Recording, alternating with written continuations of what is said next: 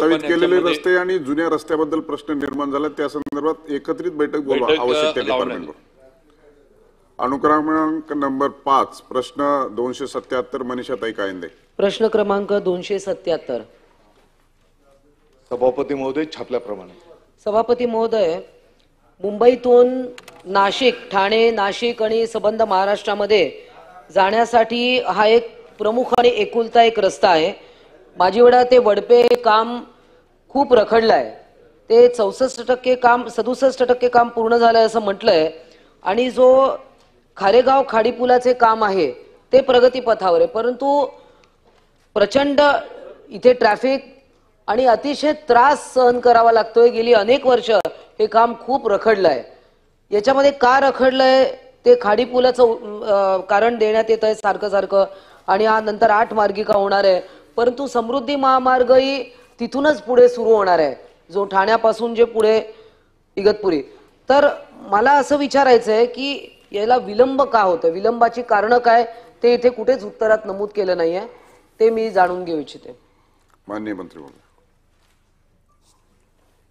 सभापती महोदय, वडपे ते ठाणे हा साधारणतः 23.80 किलोमीटर लांबीचा रस्ता आहे.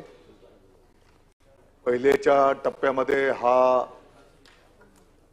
नॅशनल हायवेचा हा रस्ता होता आणि मग MSRDC कडे तो उद्योजक म्हणून त्या ठिकाणी विकासासाठी देण्यात आला. पहिलेचा जो रस्ता होता तो 4 पदरी होता आणि आताच्या घडीला त्याला 12 पदरी कॉन्क्रिटीकरणाच्या रस्त्यामध्ये करण्याचं काम प्रगतीपथावर आहे. पहिले 6 महिने काही वन जमिनीचे आणि इतर काही तांत्रिक बाबींमुळे त्या ठिकाणी वाया गेले, परंतु 3 फेज मध्ये या रस्त्याचं काम त्या ठिकाणी प्रगतीपथावर आहे. अतिशय हेवी ट्रॅफिक, मला वाटतं की राज्यव्यापी जर आपण विचार केला, अगदी मुंबई अहमदाबाद हायवे असेल, मुंबई गोवा हायवे असेल, याच्यापेक्षाही जास्ती रहदारी ट्रॅफिक इंटेन्सिटी या महामार्गावर त्या ठिकाणी आहे.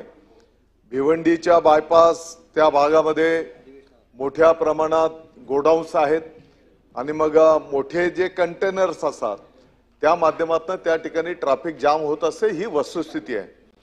परंतु या सर्व गोष्टींचा बाब लक्षात घेता आहे ते ट्रॅफिक सुरळीत सुरू ठेवणं, त्यासाठी पण त्या ठिकाणी नियोजन करण्यात आलेलं आहे.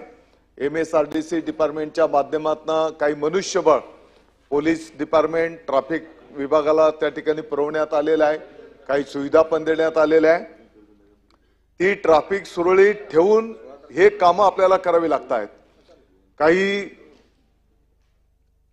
मला वाटतं की बरेचसे अंडरपासची पण कामं आहेत, म्हणजे ट्रॅफिक सुरळीत ठेवून ते पुलांची पण कामं त्या ठिकाणी करावी लागतात आणि म्हणून एक 2-4 महिने उशीर झाला, ही वस्तुस्थिती आहे. पावसाळ्यामध्ये इकडे मोठा पाऊस असतो, त्या काळामध्ये मोठं काम होत नाही. तरी पण साधारणतः या मे महिन्याच्या शेवटपर्यंत आमणेपर्यंत इलिव्हेटेड रोड त्या ठिकाणी प्रस्तावित करण्यात आलेला आहे. त्यांनीच मला वाटतं जातात.